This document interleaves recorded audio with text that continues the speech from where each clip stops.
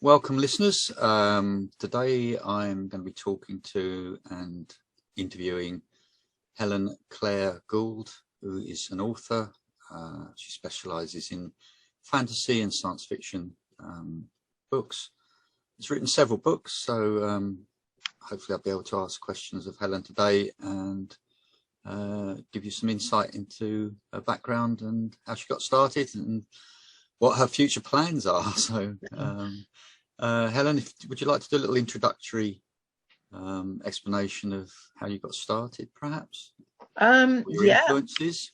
Yeah, I started reading science fiction when I was about 9, and I remember saying to our library at school was a suitcase full of books. So I remember saying to my headmaster, "Oh, I'm going to read that book next." And that book was Return to the Lost Planet by Angus MacVicar. And it was a fantastic science fiction story. I really, really enjoyed it. And about the same time, I also read A Wrinkle in Time, which was made within the last couple of years into a film. And that's by... I can't remember the author's name at the moment. I'll say it if it comes to me. She's got. Oh, I know what it was. It was Madeleine L'Engle, and it's L'Engle. Yeah. So I got that book out from the library around the same time, and I read both of them. And I've managed to get a copy of the Angus MacVicar one, but I also had got the library book out about 4 times that year and read it each time, and it was great, every time. Yeah. So that they were quite a big influence on me when I was starting. Yeah, and started quite early then, really. Yeah, but I'd had a lot of problems learning to read because of being having a bit of dyslexia. Not so much, it doesn't really affect me very much with reading and writing now, but it has done. I just couldn't learn to read at first, and it was partly because of the way they were trying to teach me. And eventually my mum got the Janet and John books, and she taught me how to sound out all the sounds in a word. Because they were trying to get me at school to recognise whole words, which is not a very easy thing to do. It's sort of I would say that's a stage further along, really. So it's trying to skip a stage, and you can't do that if you're dyslexic. No. So you're doing it kind of phonetically then, in a way. Yeah, exactly. Yeah, it's the way they teach them in school now, because they found out that that's the best way to do it. Yeah. Definitely. So that was what got me started reading, and by the time I was 9, I had a reading age of about 13. Oh, well done. And I read these books, and it set me off. By the time I was about 14, I was writing science fiction myself. Excellent. Writing anyway myself. Some of it was science fiction, some of it was other stuff. Yeah. No, that's good. It's good that you didn't let things put you back. You kind of found a solution to your problems, so that's good. It's good for people that are trying maybe to do a similar thing themselves, not to let it hold them back, really. So that's very good. Do you know what? I always say that writers are very good problem solvers and decision makers. So maybe that was it coming out early on. Yeah. When you are writing, do you kind of picture things in your mind? Do you use kind of like the visual? Yeah, I see pictures and I describe everything in the picture, and then I move on, and I'll get the dialogue, and it's as if there's a voice talking in my head. Yeah, that's good. Your background, you studied geology and planetary science, I believe, as well. So did you use those influences, or did that studying in your writing or helping you to write stories? I do ever such a lot. Geology can be applied to other planets, as long as you change the names of things, like they've been talking about Mars quakes from with information from Perseverance at the moment.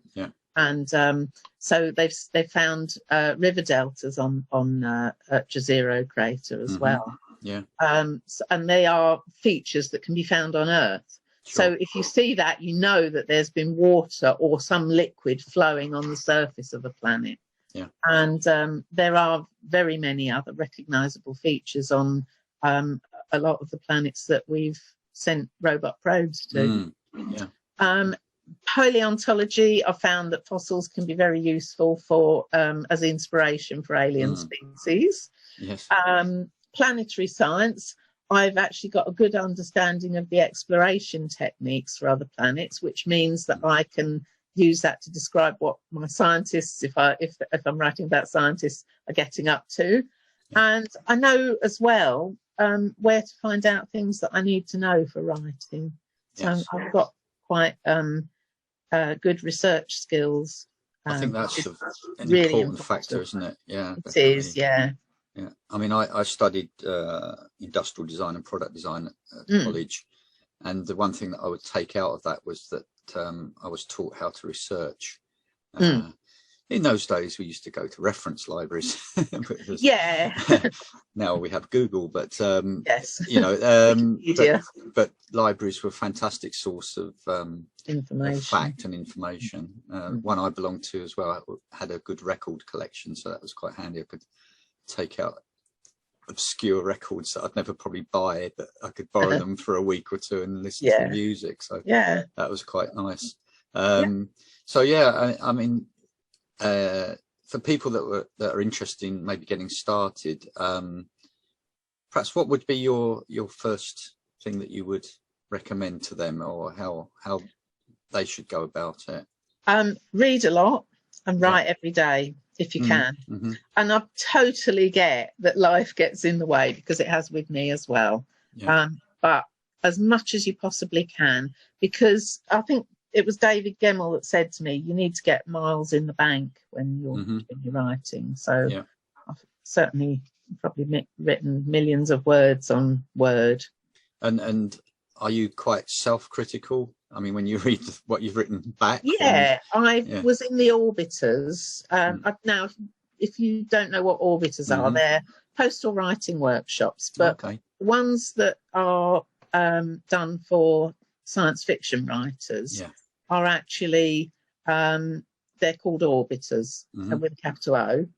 And basically, the idea is like it's somebody going around the planet orbiting. And basically you have 5 people in the circle. The first person is the administrator, and they put a piece of their work. Now it could be either 3 chapters of a novel or a short story. They put that into a parcel, send it to the next person. That person writes feedback on the work that's in there and puts their work in and sends it on to the 3rd person in the chain. And then that person writes theirs and sends it on to the next one, and so on. And when it comes back to the administrator, that person has got 4 pieces of work to write feedback on and 4 pieces of feedback on their own work. Excellent. It's really good. It's a really great way to learn to write, because you get you build up a rapport with the people that are in your group, for starters. And you know, it's it means that you can then critique each other's work, but trust each other's judgment. That makes sense. So so you did say you're quite critical of your own writing. I think most people are really critical. Anything that's artistic, you tend to sort of be self-critical. Maybe that leg doesn't look quite right. No, and sometimes it is good, isn't it, to get feedback from other people? Yeah, definitely. Especially when you're starting off. Something that you don't as well. Definitely. I mean, with my background with doing music, there was a similar thing years ago where you could post your music and people would critique it. And oh, really? Come back with feedback. That's good. Right. Sometimes rather badly, you know, telling telling you that it wasn't, the rhythm wasn't correct, but then you had to explain to them there was always other things than 4/4 tempos. You could do a 7/8, for example. And some guy told me that it wasn't rhythmically correct, but I did point out that there's other rhythms besides 4/4. But no, it makes you sometimes laugh about other people's criticism. Yeah. But I think it's still good. What I have found as well is when you've created some work or piece of art, or what you might want to call it, or creative work. That's probably the best way to describe it. You will always find people that don't like it, but at the same score, you will also find people that do like it. Yeah. And that gives you confidence to carry on. And you know, people will appreciate sometimes the amount of effort and work that you've put in, especially if they are creative people as well. Yeah. They're a little bit more sympathetic. They know how much toil goes into producing something. Well, it does, you know, it's a lot of hard work. I think the thing that was, you know, when the orbiter parcel used to come back, you'd hear it drop onto the mat, 'cause it might be quite heavy, you know, with the amount of paper in it. But we always sent it round with work printed out, single spaced and double sided, so that we weren't sending masses and masses of paper and costing a lot of money for other people to send on. Sure. And so I got used to working on that, you know. I'm none of this double spaced, single sided business that publishers demand. But basically, I found that there were some people, I'd get quite excited because I think, oh, I hope they've sort of said something nice about it, that they've enjoyed the story or whatever, you know. But also, we had some people who couldn't write feedback, but they would say, I like this, or I didn't like it, or whatever. And that was all they could say. And that is not very helpful, to be honest. Sure. Is that one of the services that you actually offer now, that you're quite happy to give people feedback? I do that for writers, but it's not an orbiter as such. No. It's a one-to-one swap of, you know, one-to-one. They send me their stuff and I write feedback on it. Sure. And I charge them a little bit. I don't charge them huge amounts because I think, well, it's got to be affordable because, you know. Well, it's your time and your experience. I'm charging a bit. Yeah. You know, for what I do, and I try to provide quality feedback. I do feedback, editing, and proofreading, and I've started doing a mentoring service whereby people can have a session whereby they come on Zoom, like we're chatting now, and we'll go through a particular piece of work together. And I will say, well, I think you should probably change this to such and such. And it's done verbally, but I've probably written notes about what I think as well and sent them to the person. I think you should do this because, you know, this, and this. And have those people appreciated the advice that you've given them? I've only done a couple of sessions, but I've been working with this lovely gentleman who has written a very amusing book, and he was one of my learners from Spalding Library at one of the workshops, and he's just really happy that he's been able to get feedback about his work. And we did a session. And because I said to him, I think the main problem you've got at the moment is that you're telling rather than showing. So I had to show him how to show and, you know, all the things. But he's sent me something recently, and it's a mixture of telling and showing, and it works really well. Yeah, no, that's very good. I think in life as well, if you actually can help people, and I think that's now with social networking and things like that, all the different platforms that there's forums that you can go to where novices can kind of get a little bit of experience from what you've done, and if that helps them, I think that's a nice thing to do. I get a lot of pleasure out of helping people as well, you know, because I sort of think, well, it was hard for me to learn how to do you know, writing and everything. Do you find it a solitary thing, Helen, as It well? is quite a solitary thing. I don't like to be interrupted very much, although obviously the odd offer of a cup of coffee is definitely appreciated. Yeah, hint, hint.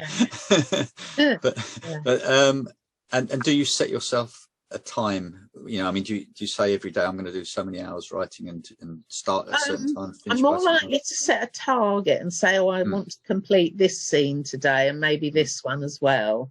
And I mean, some scenes are quite short, and that's how you build up the pacing. Sure. Do you carry a notebook around with you for ideas? No, but I try and make notes. Sometimes I'll make notes on my phone or on my iPad and send them over. I've heard some authors, you know, do it the way with a notebook, because they get inspiration anywhere, you know. Yeah.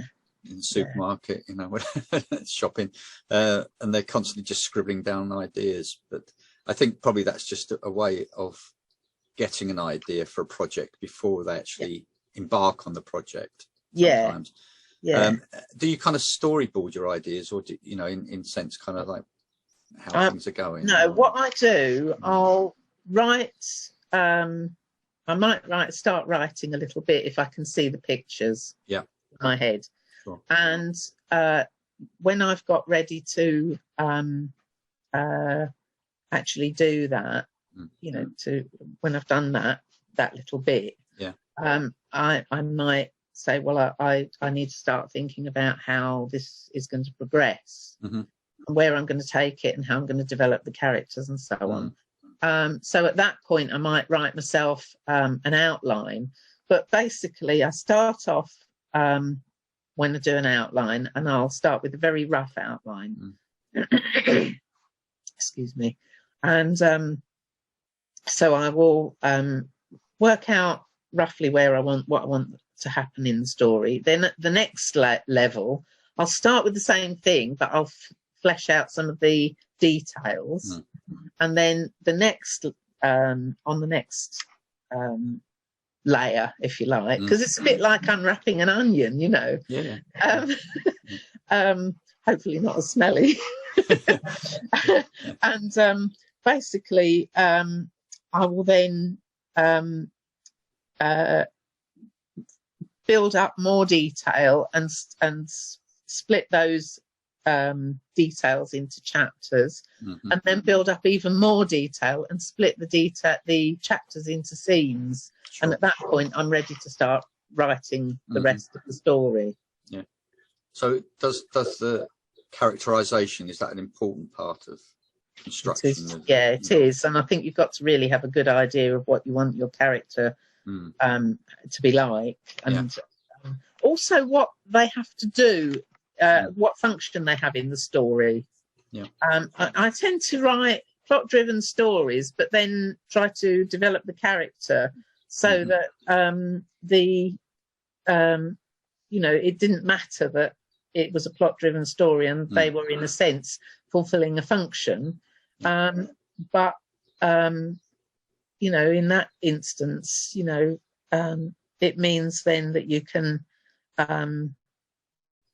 you know, really sort of have a fully developed book, rather than it being rather scant on the characterization or rather scant on the plotting if it's character driven. No, you've given some good advice there.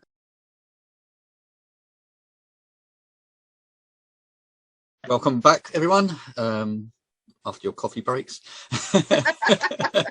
So Helen, with your background as well, knowing some of your books, I think you were saying that you try and create kind of a specific, like your own universe. I mean, specifically with Flood Tide, which is that. Do you want to give a little bit more background in that? And how? Okay, well, how you set your stories?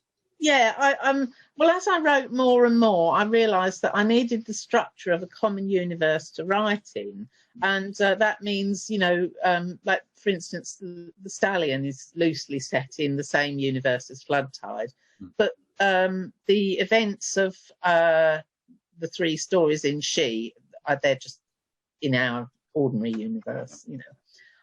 But I found that I'm also very good at graphic skills. So my website has a timeline of the universe and a gallery of views of the solar system, or the various solar systems with the different planets in, you know, that are in the stories. And so I've kind of set my website up as a companion to that universe, so that readers can actually go to it and find out more information about the various planets and so on. And as I say, not all the stories are set in that universe, but a lot of them are.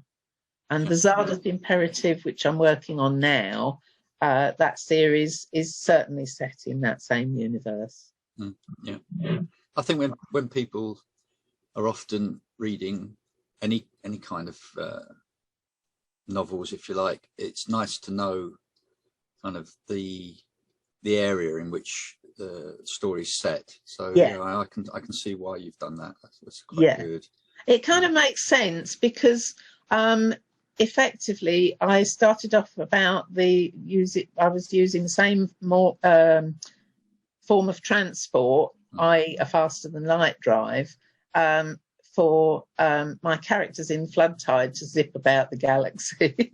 And it just enables the story to happen. You know, it's obviously a bit of a MacGuffin or whatever you call it. I mean, even you know, Tolkien's books, I think, benefited from a little picture of kind of where the places were. You know, and it helps kind of put things into perspective. And sometimes you want to shape what the reader sees in a way that will make it comprehensible to them. Yeah, definitely. So anybody that is interested can go to www.zardoth.com, which is my website. Do you want to spell that? It's capital Z ARDUTH. Lovely. .com was that, did you say? .com, yes. Yeah, brilliant. Okay. I have been working sort of in the last year or so, a couple of years, I think, on a sort of tree diagram, family tree diagram of where the books fit into each other, because the Zardoth Imperative is basically how the humans got the hyperdrive in the first place, and Flood Tide is like 200 years on from that, from those events. So on my timeline, it's a sort of zigzags across the page, and every so often it'll say events of Flood Tide, events of the Zardoth Imperative discovery, or events of the Zardoth Imperative clanship. You know, slightly changing the subject. Do you think now is an interesting time to be alive, because a lot of the predictions that writers made several years ago are now actually happening?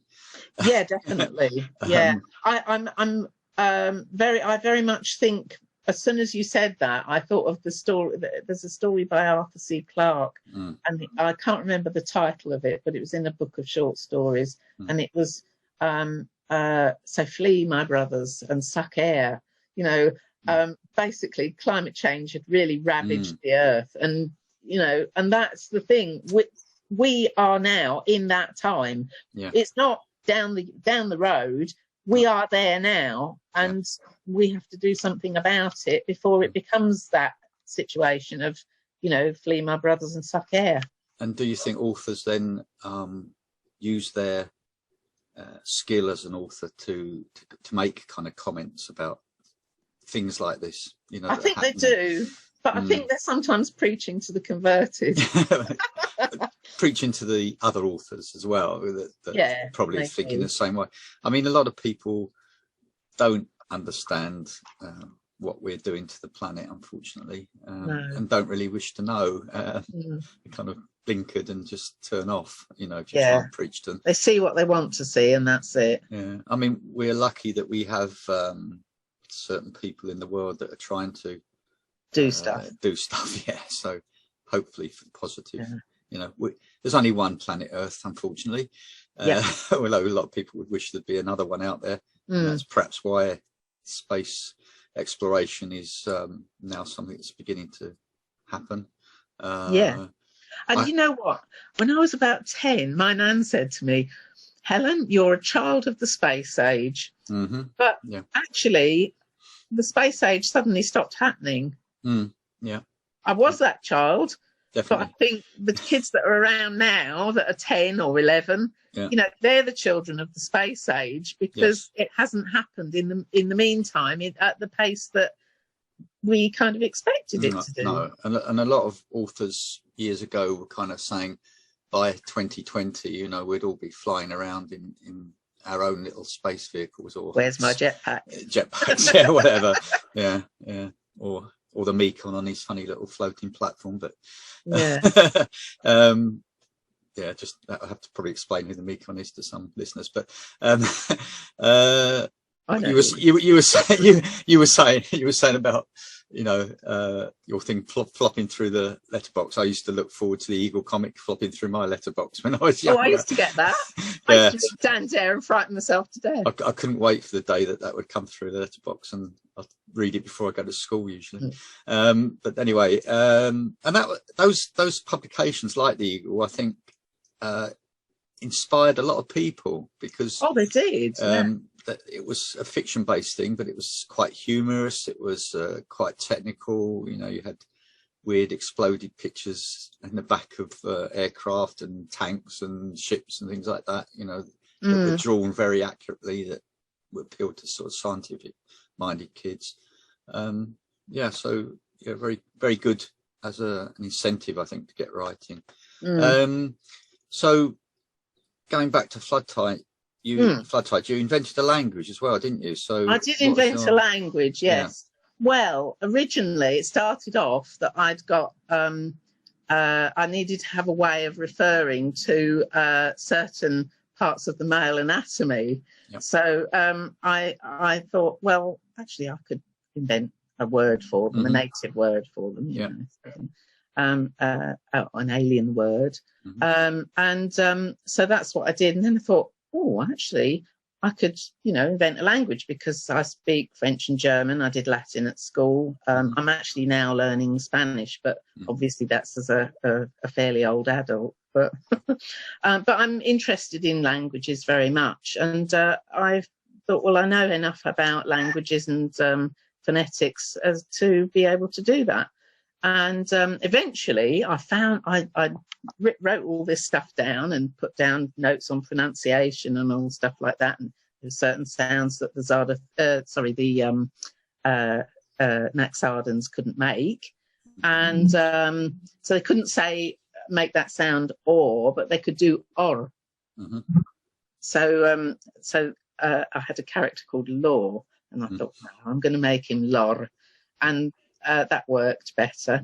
But they can't say or. And then the main character is Jordas, so they have to say Jordas rather than Jordas.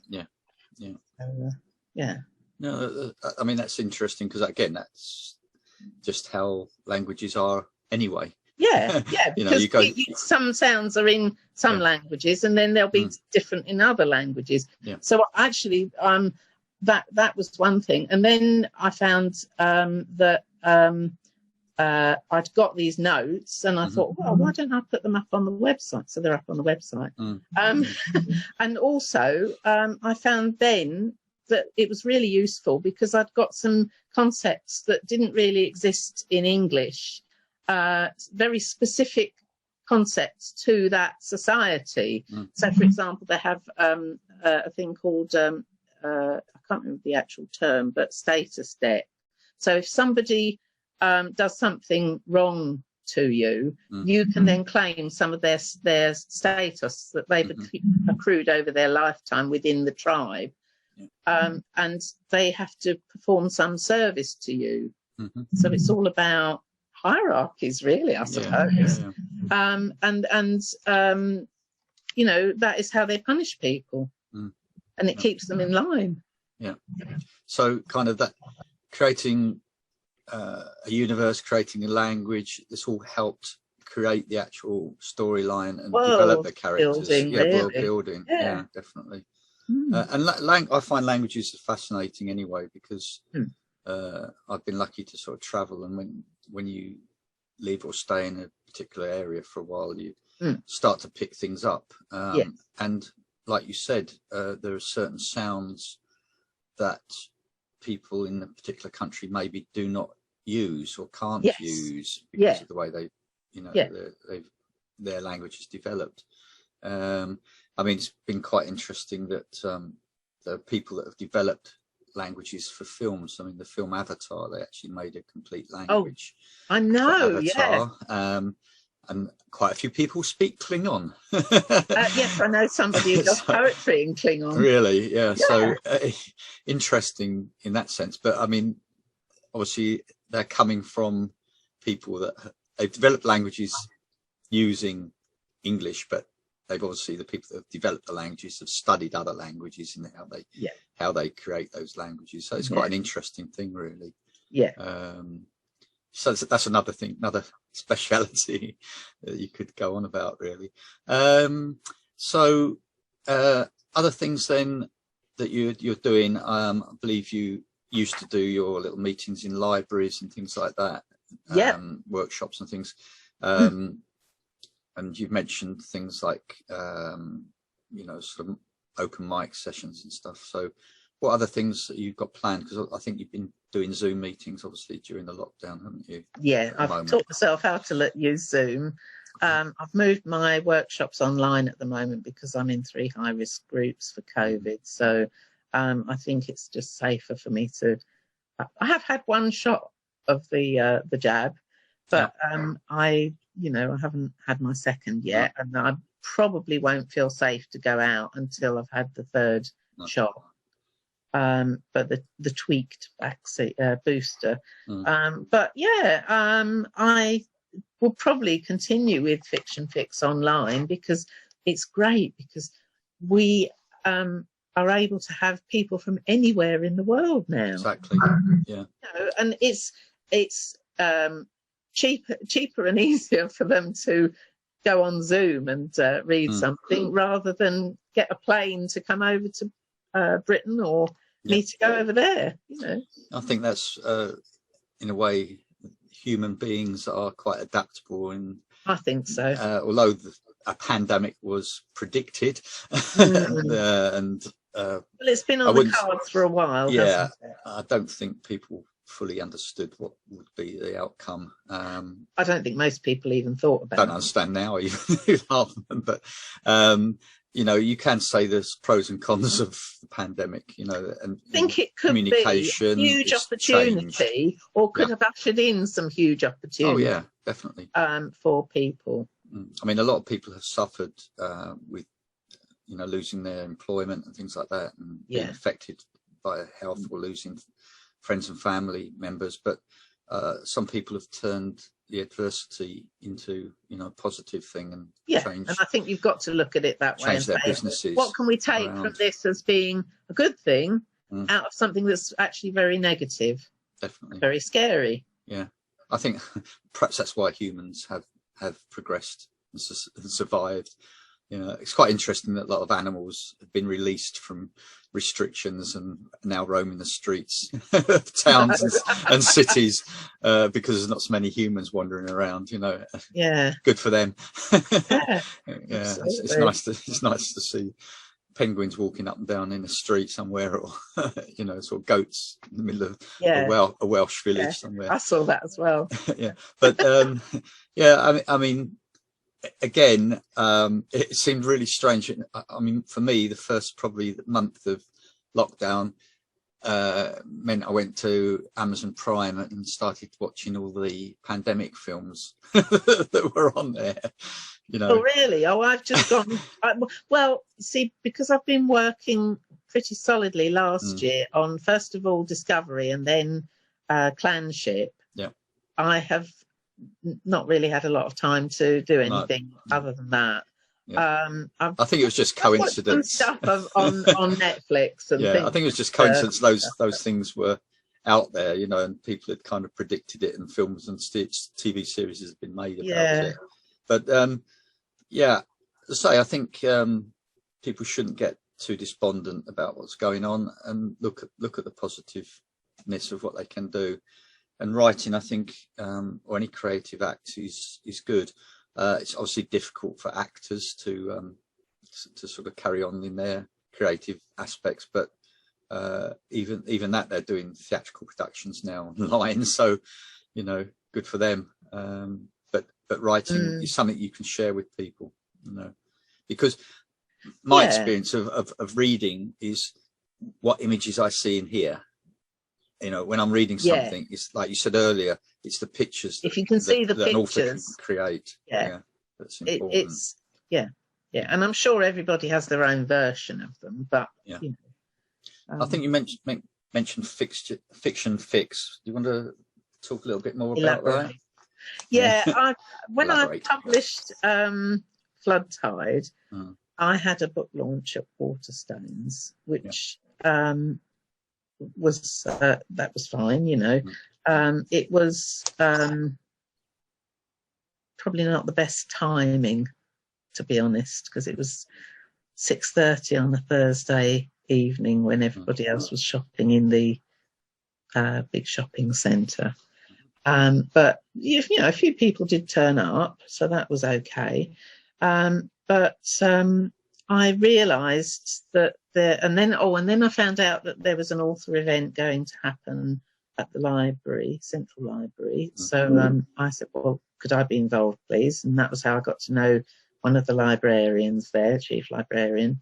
And so that was fine.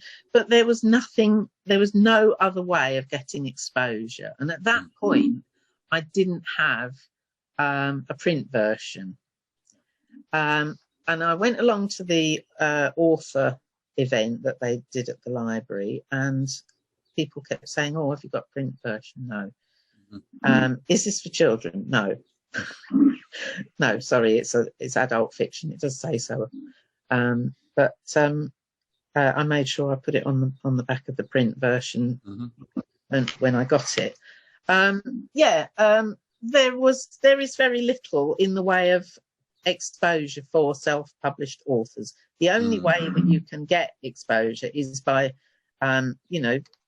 perhaps talking to bookshop owners and saying, can I come and do a signing or a reading or something like that, which is fine, but they haven't always got space for you. You know, they'll say, oh, we're booked up until Christmas or whatever. And then the thing is that if you have to wait a long time, it's, you know, people have forgotten about your book by that time. So I thought, well, actually, there's only one thing to do, and that's go and learn how to run an open mic night. And so I went to all the poetry ones that I can find, because Peterborough is absolutely stuffed to the gunnels with poetry nights, and they're very, very good. You know, I've met lots of lovely people at them. So I went along and I found out how to do an open mic night, and I set my own spoken word night up, and it's self-published authors, independently published authors, i.e. not the big publishing companies, unpublished work and unfinished work even. If you fit into any of those categories, you can come and read at Fiction Fix and you will be made welcome. And it is it's the only fiction only event, spoken word event in Peterborough. But as I say, now we're getting writers from America and other places. We've got a couple of people from Scotland reading next time. So you put that online, have you now? It is online, yeah. Yeah. So that, in fact, that's given you a vaster audience and a bit wider audience. Yeah. Contributors from a wider source. Yeah. So that's one of the examples, if you like, of the pandemic. Almost, you know. I know. I actually wish I'd thought of it before, but having said that, you know. So what we do, there's myself and Colin. who turned up at the live version of Fiction Fix about 3 or 4 years ago, and he said, how can I help? Mm-hmm. And he's been there ever since. Oh, excellent. So he helps me to run it, and on the online version, I set up the Zoom meeting, mm-hmm. and we meet about half an hour before we're due to start, and then Colin gets the OBS studio ready to stream to Facebook. Mm-hmm. We let people in about 5 to 4. We start at 4 o'clock, and we then go through and everybody gets a 10-minute slot. Mm-hmm. When we had the live version, it was initially it was 6 guest authors plus Colin and me, and then everybody was getting initially 20 minutes, and we thought that was probably a bit too long. Mm-hmm. And then we cut it down to 15 minutes, which meant that it was only about 2.5 hours instead of nearly 4, because a lot of people come on and they'll start sort of talking about things, and I always say to people, just launch straight into it, get reading. If you're a good enough reader, people will understand what you've written, and they will pick up what you're saying. So, no need. So how would people now be able to find out more about Fiction? We post the posters. We post the posters up on Facebook. Mm-hmm. We have a Facebook group called The Finger on the Pulse, which people can ask to join. We have a lot of readers there. When I say readers, I mean people who get up and read their work. But it's for listeners as well. So anybody can join. They just search for that group, can they, on Facebook? Yeah, it's The Finger on the Pulse. Yeah. And then we have we put them up on LinkedIn, put them up on my website. I'm on Goodreads, and we put them up on Goodreads as well. Yeah. That's good. So I mean, obviously Fiction Fix. Start again with that one. Fiction Fix. When you get a word in your mind that you can't say, it's terrible. I know. Yeah, because you're thinking about it when you're saying it. You can cut that bit out if you want. How's that kind of inspired you to get your writing out there then, and promote yourself more? Well, I realised that last year I said to Colin, I'm going to work on my book this year. And this was before there was any whisper of a pandemic, I should say. So I said, I'm going to do the Fiction Fix up to March, and then I'm going to stop for April. We don't have one in May, and for the summer, and then probably restart it in the autumn. And then by that time, I should have been able to spend some time working on it, because I found I was spending so much time publicising workshops, Fiction Fix services, all that sort of stuff. It was really, really taking up too much time. So I had some time off. I did my writing and everything, and then I started, once the pandemic had hit, I thought, I'm going to have to do something about this. So that was at the point at which I learned to do Zoom, moved the workshops online, and then I thought, well, we can put Fiction Fix online as well. But all that time, up until the time that I went into lockdown, about a week ahead of everybody else because of these wretched 3 conditions that I've got, I said, well, I'm actually going to keep going to open mic nights as much as I can. And by that time I was doing 2 or 3 open mic nights a week. And because I'd gone on and I'd become known for Fiction Fix, I actually found that people were, oh yeah, Helen's here. Yeah, okay, yeah, you can read a bit of your novel. And it kind of became respectable to read things that I'd written, of prose things that I'd written, as well as, I do write a little bit of poetry as well. So anyway, and so I've then started going to open mic nights online throughout, well, not throughout, but through part of the academic as well. So I'm still doing that, you know, and really enjoy it as well. So we've covered quite a lot today, so perhaps we'll sort of wind up now. Is there any other things that you would like to mention, or I mean, perhaps we could do another interview like this and go in a bit more detail, specific things. But I think we've covered quite a lot of your background. Well, you said poetry. So did you actually or was poetry that your first love when you? No, I just really liked anything to do with writing. And I wrote this poem called Tangerines and Triangles when I was about 14, and when I was 17, I think it was somebody at Shepperton Arts Centre that, sorry, your arts club.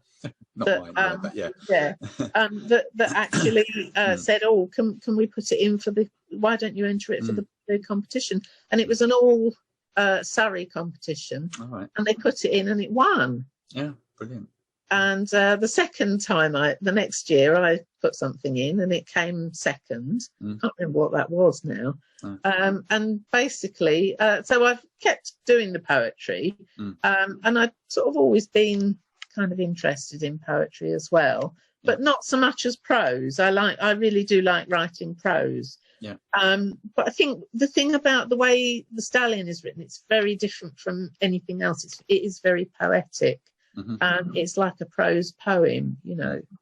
And there's some sort of, it's probably a little bit over the top, the writing, but for the subject,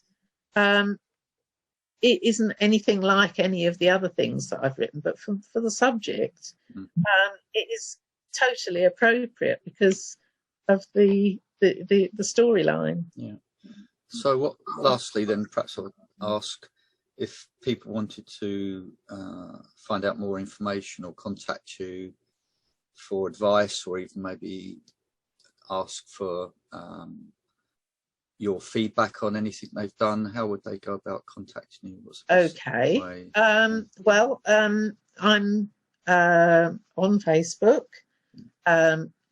You can't really contact me personally at zarduth.com because I'm on a neighbour's server and they've disabled the comments. But you know, find me on Facebook, find me on LinkedIn, find me on Goodreads. Yeah. What would they need to put in the searches? Just your Helen name? Claire Gould. Yeah. Okay. I mean, usually LinkedIn that you can find people that way is quite a good way of doing it. Yeah, it is. Yeah, it's quite nice as well. I've sort of really enjoyed going on Goodreads this time. I didn't understand how it worked at all at first, but now I'm a bit more social media savvy now. Yeah. So, Okay, so do you want to just sum up then and sort of I don't know wind up a little chat? I know what I was going to say. I was going to say I've got a self-publishing course starting 8th of June. It is a Tuesday afternoon, but I also do on-demand sessions.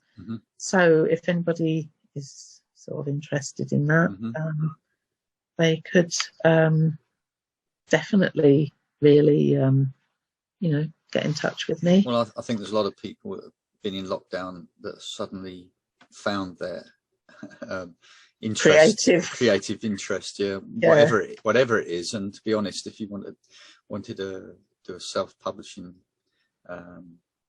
piece of work yourself, it would be quite handy to know how to go about that. Definitely. Yeah, I mean, it's quite surprising the number of people that have published a book, and sometimes it's people that you think, I wouldn't have thought he would be interested in writing, or she would be interested in writing, but then why not? Everybody's got different ideas, and everybody's got a story.